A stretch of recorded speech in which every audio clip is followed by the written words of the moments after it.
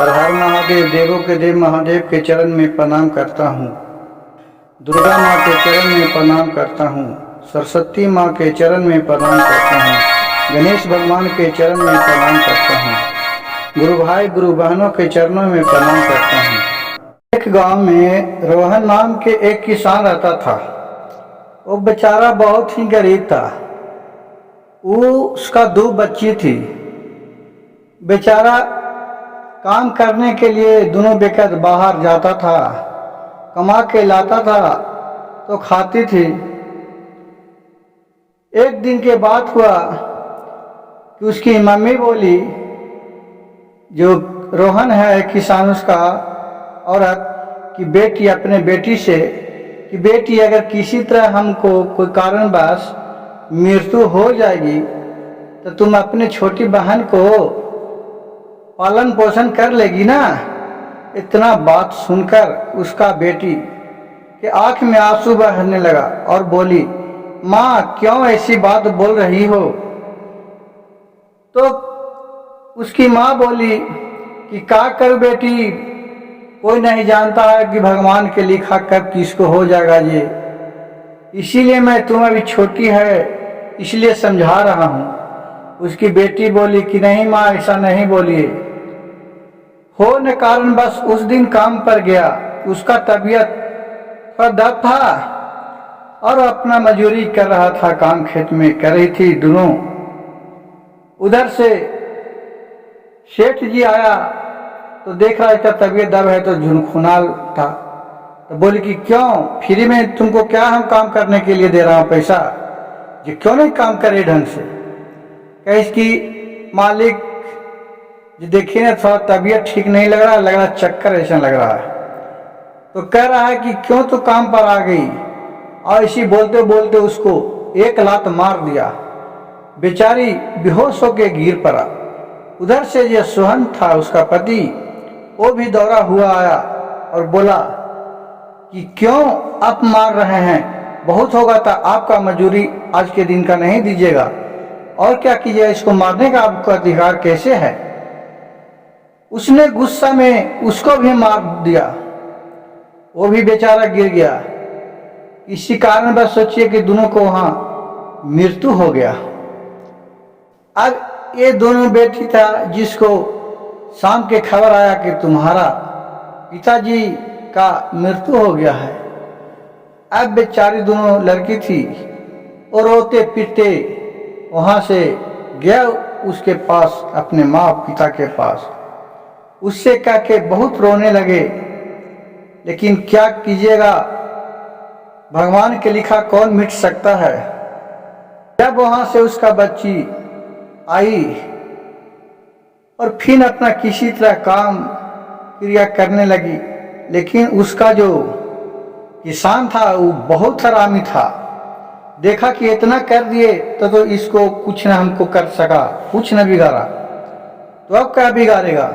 उसका मन में लोभ हो गया कि क्यों नहीं इसको घर भी हम हथिया लेते हैं। और 4-10 दिन के बाद फिर उसके घर गया और वो दोनों बच्ची से बोली कि तुम लोग घर से निकल जाओ, क्योंकि तुम्हारा माँ पिताजी ने 10,000 रुपया हमसे लिया था, वो नहीं चुकती कर पाया। अब तुम लोग घर में रहने लायक नहीं हो। कहा कि हम लोग कहाँ जाएंगे सेठ जी, एक तो मेरी माँ भी नहीं है और मेरा पिताजी भी नहीं है, मैं कहाँ जाऊंगी। सेठ ने बोला खरूस आवाज में, तुम जहां भी जाओ उससे हमको क्या मतलब लग रहा है, मेरे घर खाली कर दो। जहिया तुम 10,000 रुपये लेके आएगा उसी दिन तुम इस घर में आएगा। उसका बेटी नर्म भाव से बोली ठीक है, अब क्या करिए, अब दोनों का सहारा तो भी कोई नहीं था। अब दोनों वहां से निकल गया। रास्ते में जा रहा था, देख रहा कि एक पक्षी घायल होके गिरा हुआ है, बेहोश होके। इन दोनों के उस पर दया आ गया तो उसको उठाया, उसको पानी से नहलाया और थोड़ा चोच में पानी दिया तो जिंदा हो गई। देखिए शिव गुरु का महिमा, शंकर भगवान का कृपा। और वो पक्षी को दया आ गया इस पर कि हमको तो ये मरने से आज बचा लिया। कहा कि तुम लोग कहाँ जा रही है, हमको क्यों मदद किया, क्या तुम लोग बहुत छोटी बच्ची हो, बहुत अच्छी हो। कहा कि पंछी राज क्या करे, मैं तो एक दुखिया हूँ, दुख से भरा हुआ हूँ। मेरे पिताजी और माता दोनों स्वर्गवास हो गए, मर चुके हैं, और जो सेठ था वो मेरे घर से निकाल दिया है और बोला कि तुम लोग घर में नहीं रहो, तुम्हारे पिताजी 10,000 रुपया लिए थे हमसे कर्ज, जो नहीं चुका पाए, यही से हमको घर से निकाल दिया। कहा कि ठीक है, चलो हमारे साथ तुम। कहा कि चलिए, उसके साथ पंछी के साथ पीछे पीछे। कहा कि जैसे जैसे जा रहा हूं वो पीछे पीछे तुम आ जाना। और अपने च्यों च्यों करते हुए पंछी जंगल में चली गई। वहां गया तो देख रहा है कि बहुत झाड़ जंगल में बहुत सा पेड़ है, पेड़ पर आम, अमरूद, केला, अनार, सेव फरा हुआ है, और उसको खाने के लिए कोई नहीं है, यही सब चिड़ै चुरमुन खाता है उसको। अब दोनों बच्ची लोग से कहा कि देखो मैया, हम ही आज से तुमको परिवार हैं, इस फल को खाओ, इससे अपना जीवन अच्छा गुजर बसर चलेगा। वो फल के जब तोड़ के खाने लगी तो देखा कि बहुत अच्छा स्वाद लगा, और दोनों बहन फल को तोड़ तोड़ के खा रही थी। और उसी में देखा कि एक पेड़ है, वो पेड़ में खो है, उसी खो में इन लोग रहने लगा, और बाहर से केवाड़ी बना लिया, अपने जंगल से लकड़ी उकड़ी काट के, बांस के लकड़ी काट के और केवाड़ी बना लिया, और वहीं अपना जीवन खुशी करने लगे। उसी जगह एक नजदीक में तालाब था, वहीं से पानी लाती थी और दोनों बहन खाती थी और सो रहती थी दरवाजा लगा के।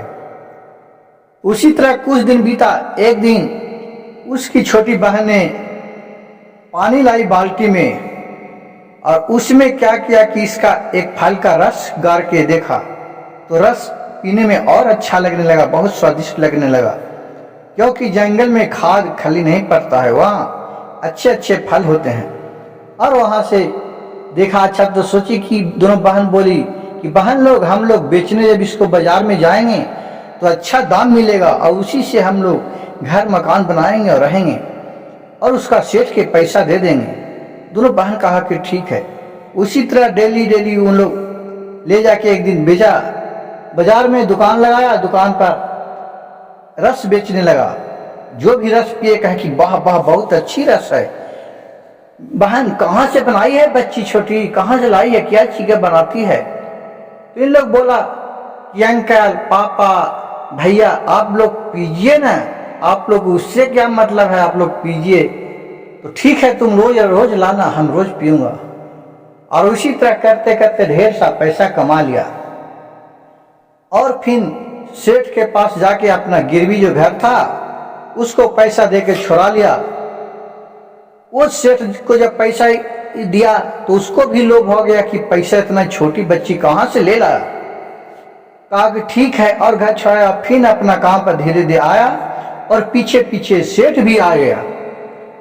जब देखा कि इन लोग फल तोड़ के और गार के और उसी को ले जाकर बाजार में बेचते हैं, कहा कि क्यों न सब फल हम ही तोड़ लें। और उन लोग बाजार निकली तो पूरा फल सेठ अजय तोड़ने लगा। देखिए भगवान की महिमा। ऊपर से पेड़ जो था वो हा के गिरा, और इसी के सेठ के ऊपर गिर गया, और सेठ वहीं मर गया। फिर वहां से जब आया उस लड़की ने तो देखा कि जो सेठ था उसको पर पेड़ गिरा हुआ है, वो मर गया। ये सब देख के कहा कि हे प्रभु भोलेनाथ, आपको महिमा अगम अपार है, जो जैसा करता है वैसा ही पाता है। देखिए, जो एक कर्म किया कि एक दुखिया को भी दुख बर्दाश्त नहीं हुआ, इसका लोभ बहुत कष्ट के था। इस ज्ञान कथा से यही हमको सीखने को मिलता है कि लालच बुरी बलाई होता है, दूसरे को ज़्यादा सताना नहीं चाहिए। अगर मेरा वीडियो अच्छा लगे तो मेरे चैनल को सब्सक्राइब कीजिएगा, लाइक कीजिएगा और शेयर कीजिएगा, ताकि इसी तरह का कहानी मैं इस चैनल पर डालते रहूं।